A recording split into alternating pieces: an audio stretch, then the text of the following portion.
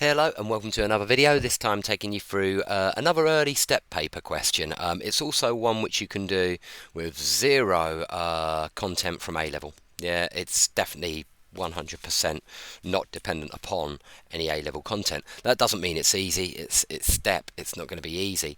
But the old step ones are quite nice to start, places to start, as I've said many times now. If you're intending to do step 2 and step 3 at the end of this year, you should be working on step now, like in fact you should have started last year. This is really, I'm doing this video to try and encourage, well, firstly my year 13s to, if they're doing step, to have a go at these, but also some of my year 12s can start as well. If you're keen on doing really tough questions, they're good fun as well, these questions, they really are.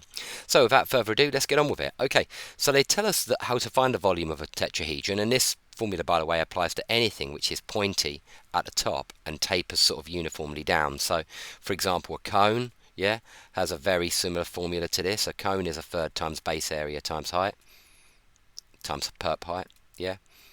So is a pyramid, square-based, yeah, it's a third times by base area times height. I always like to point out this because I find it quite an interesting fact, that anything which is pointy at the top and like some kind of uniform regular shape on the bottom, it actually doesn't have to be regular. As long as it kind of tapers all the way through with the same uniform shape, then it's always going to be a third times base times perp height. Yeah, and this is no different. So our tetrahedron, we're dealing with a tetrahedron, which is just a pyramid with a triangular base, but it's not a regular tetrahedron. Yeah, it's not necessarily regular. So what we're going to have for this one is we're going to have a tetrahedron something like this. Also, I'm going to draw it like this just because the way they've described it, it's going to have a few right angles in there, isn't it? And that's just because, okay, and then something like that. Yeah, there's my tetrahedron. There's going to be loads of right angles here because if we take this point as the origin, this is A0, 0, so that's A. This is 0, B, 0, so that's B. And then that's 0, 0, C, so that's C, yeah? All of these points are like perpendicular to each other, aren't they? Because the X, Y, and Z axes are perpendicular to each other. So it's important to recognise that straight away, and a good diagram will really help you in a question like this. And that's why part 1 is not too bad. We're literally just plugging numbers in. Because we've got the base area is just a half times A times B, because there's a right angle there. But there's also right angles here and right angles there, if you see what I mean. Like that was an attempt to do it neatly. Let's just try again. There's a right angle on the bottom there, there's a right angle at the side there, and there's a right angle going in that direction there. So there's 3 right angles in there, which is interesting. Okay, so how are we going to find the volume? Well, the volume's simply going to be a third times by the base area, and let's just put a half AB for the base area, times by the perpendicular height. Well, that is C, so it's just going to be a sixth ABC. ABC over 6. And that is the volume of our tetrahedron. Okay, part 2. This is where it gets a bit more difficult. They're talking about triangle ABC, so I might even rotate this round a little bit just so I can see triangle ABC a bit clearer here. I'm just going to draw it slightly differently just so I can see a bit more obviously what ABC is all about. Right. They want this angle up here to be theta, yeah? Now, if we're going to work out that angle, or if we're going to try and find cos theta, it seems fairly obvious that this is going to be a cosine rule problem. And so, what I'm going to do is I'm going to work out that length, and that length. Well, if this coordinate is A0, 0, and this coordinate is 0, B0, how do I work out the distance between 2 points in maths? Well, I just do the distance formula, and it's, that squared plus that squared, and you may or may not have done this at GCSE, but in 3 dimensions you need that squared. I think it comes up in GCSE. I'd normally teach it. That Pythagoras' theorem works the same in 3D as it does in 2D. Yeah, I definitely teach to my GCSE classes. So that one's going to be a squared plus b squared plus naught squared, so let's just call that a squared plus b squared. This side, for similar reasons, because that's 0, 0, c, is going to be b squared plus c squared. And this side over here, exactly the same thing, but a squared plus c squared in a root. Cool, we've got the sides of the triangle. So what we can say next is we can use cosine rule. I'm using the rearranged version of cos theta equals b squared. Right, let's not use the same letters because they've got different meanings in this, but well, maybe I'll put it in inverted commas. You know, cos theta normally equals b squared plus c squared minus a squared over 2bc. But note, really important this, I'm putting that in inverted commas because my b, c's and a's have completely different meaning in this question. I'm talking about a triangle where that's theta, that's b, that's c, and that's little a, yeah? Then the formula is like that. So what we're going to need is this one squared plus this one squared minus that one squared. And so you lose all your square roots over 2 root b squared plus c squared root a squared plus c squared. Cool. Okay, we're basically at the answer now because as you notice, the b squareds cancel and the a squareds cancel. That's a c squared, sorry. And so you're left with cos theta equals 2c squared over 2, and then you've got 2 square roots. And naturally you can square, you know, using the root AB, root B is root AB. We can just times those together, so we've got b squared plus c squared in one bracket, a squared plus c squared in the other. And I think that is the answer once you cancel the 2's. Yeah, so that's not too bad. And now find, in terms of A, B and C, the area of the triangle ABC. Well, this is the hardest bit, yeah? If you're finding the area of the triangle ABC, you need to use half AB sine C essentially. Yeah, that's probably the easiest way of doing it. We've got that side, we've got that side. We've kind of got the angle in the middle, but we need sine of the angle in the middle. Yeah, and we've got cos of the angle in the middle. But how are cos theta and sine theta related? Well, sine squared theta is just 1 minus cos squared theta. And that's the trick I'm going to use. So obviously sine theta is the square root of that, yeah? So I'm going to have to work out a half times by one side, which was root a squared plus c squared,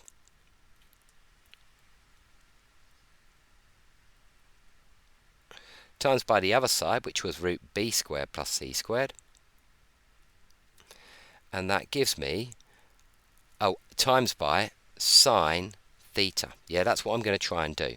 So what I really need to know is what sine theta equals in terms of A, B and C.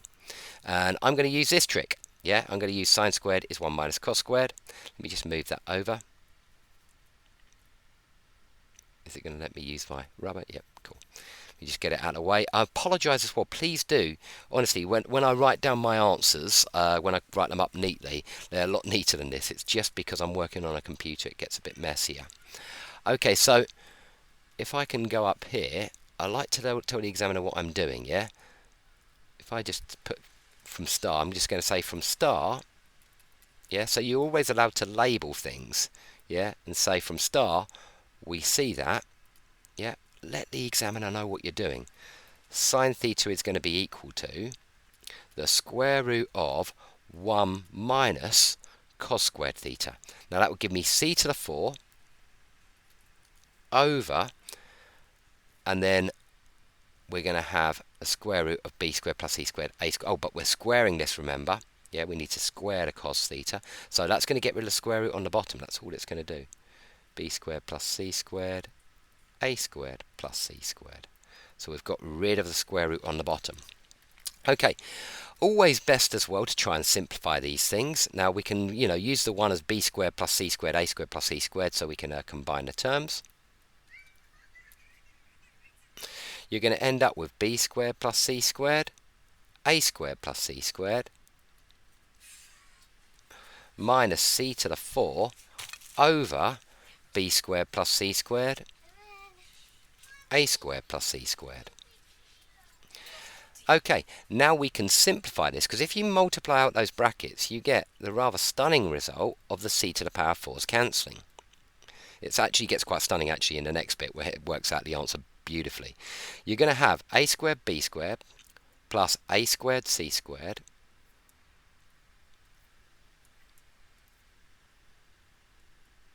plus b squared c squared, and then you're going to have a plus c to the 4, but it's going to cancel with a minus c to the 4. All over b squared plus c squared, a squared plus c squared. Cool, I hope that's clear enough. Now, let's have a look what happens then.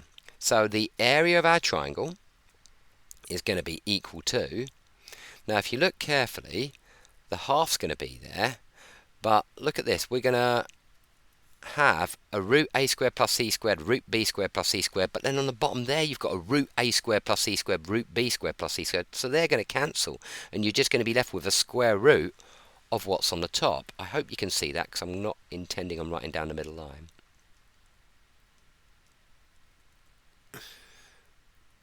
So this is a bit where I've probably jumped the most steps here. I'm just saying, when you times this by this, when you times that bit by the underneath bit here, and I apologise, I'm slightly put off here because I've got a spider walking across my computer, but there we go, I live in a shed. Okay, so I've got a square root on the bottom there, which is going to cancel with those square roots on the top, and I'm just going to be left with a numerator square rooted, yeah? And that is the area of triangle ABC, and make that clear to the examiner. Yeah, they know in STEP and Math that you're going to, skip several things in one line. They don't mind that. Mathematicians respect that. Okay, they just don't mind it if it doesn't make sense and they can't really find what you're doing, what your thinking is. So always explain your thinking if it's unclear. Okay, hence show that D, the perpendicular distance of the origin from the triangle to ABC, satisfies that. Okay, this is pretty tricky as well because students don't like drawing another diagram. Yeah, what have we just worked out? We've just worked out the area of that triangle, yeah? But the perpendicular distance from the origin to this face is another way of working out the volume of the triangle. Let's call that D. You could have worked out the volume of the tetrahedron, yeah? You could work out the volume of this tetrahedron by using our previous answer and timesing it by a third times by D, because that's the base area, and then that would be the perpendicular height. So we can do a third times by the base area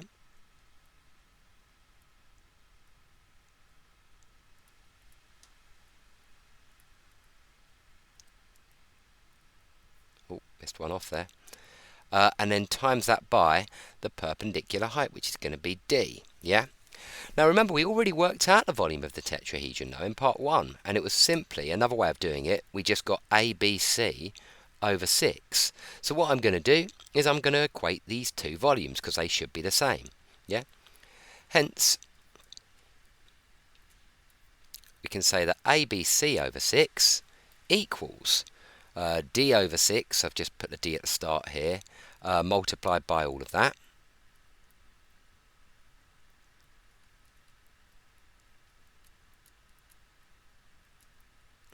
Obviously we're going to cancel the divide by 6's, and the second thing we're going to do, looking at their answer, I clearly need to square both sides because I've got a D squared there, yeah, and so I need a D squared there. Also it gets rid of the square roots, they haven't got any square roots in their answer. Seems like the right thing to do. So A squared, B squared, C squared equals D squared multiplied by all of this in a bracket rather than a square root.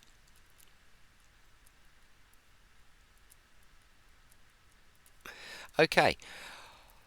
Now, they've got 1 over D squared, so I'm going to divide that over there, but then I'm going to take the reciprocal of it, yeah? So I'm going to have, after taking the reciprocal, A squared B squared plus B squared, that looks like a C, A squared B squared plus B squared C squared plus A squared C squared over A squared B squared C squared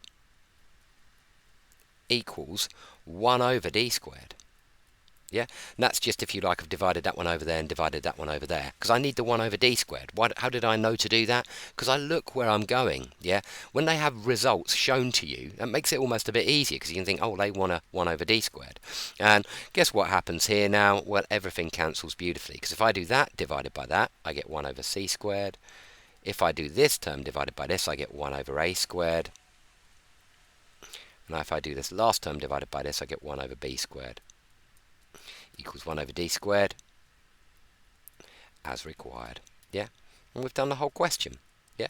Apologies if my working was a little bit messy there. I hope you could still understand it. Keep up the great work that you're doing for Matt and Step. And yeah, come and find me in the maths department office or in my corner room. If you get stuck, I'm always happy to talk about these problems. Okay, bye bye.